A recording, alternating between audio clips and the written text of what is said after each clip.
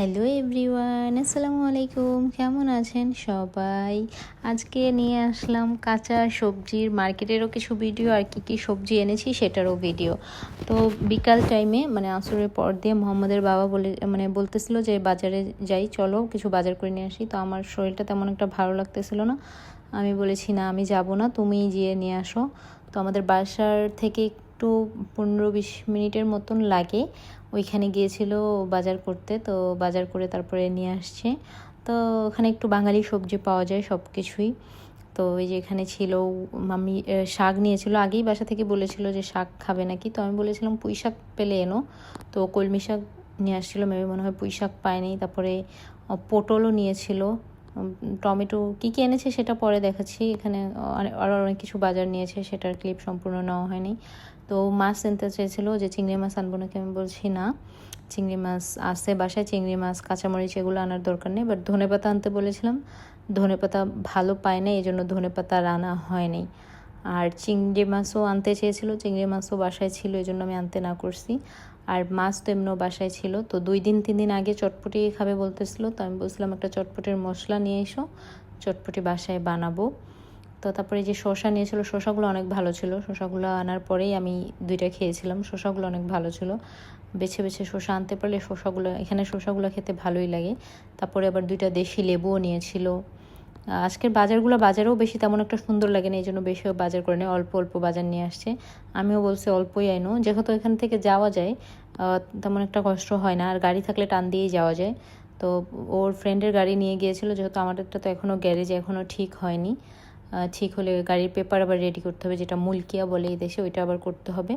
তো এটা এখনও রেডি হয়নি, এই জন্য হলো গাড়ি এখনও গ্যারেজে থেকে কাজই সারানো হয়নি, এই জন্য ওইটা গাড়ি আনা হয়নি। তো আমাদের বাবার এক ফ্রেন্ডের গাড়ি নিয়ে গিয়েছিল, তো বাসায় বাজার দিয়ে গেছে। তো আমি গুছানোর সময় আমি ভাবলাম যে আমার ভিডিওতে আমি করে দেখাই যে কী কী বাজার এনেছে। তো এটা ছিল কলমি শাক, ওই যে বললাম কলমি শাকটার এই জন্য খুলে দেখালাম না, তেমন একটা ভালো হয়নি।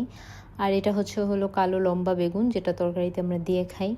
এদেশের বেগুন তেমন একটা দেশের মতো এত একটা আসলে মজা লাগে না। এটা হচ্ছে শসাগুলো যে এত সুন্দর, আপনারা সবসময় এই কচি দেখে শসা আনবেন, শসাগুলো খেতেও অনেক মজা লাগে, এগুলো খালিই খেয়ে ফেলা যায়। তো আমরা বেশিরভাগ সময় যে সালাদ টালাদ বানিয়ে খাই। এই লেবুগুলার এত সুন্দর ঘ্রাণ, বলার মতো না, বাংলাদেশের লেবুর মতন অনেক সুন্দর ঘ্রাণ, বাহির থেকেই দেখা যাচ্ছে। তো আমি ফার্স্টে ভাবছিলাম আরেকটা আমি দেখি নাই।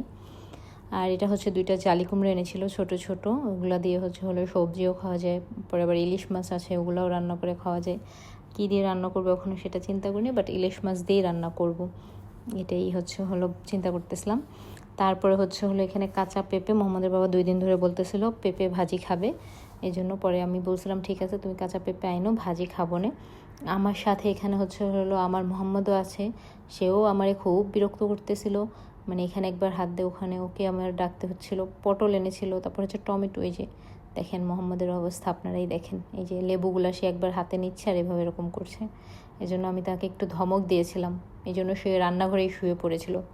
যাই হোক, টমেটোগুলো অনেক সুন্দর ছিল। তারপরে এই যে চটপটি মশলা, এটা তো আমি কাজে লাগাবোই, এটা চটপটি খেতে হবে। আমারও খুব কয়েকদিন ফুচকা খেতে ইচ্ছা করতেছিল।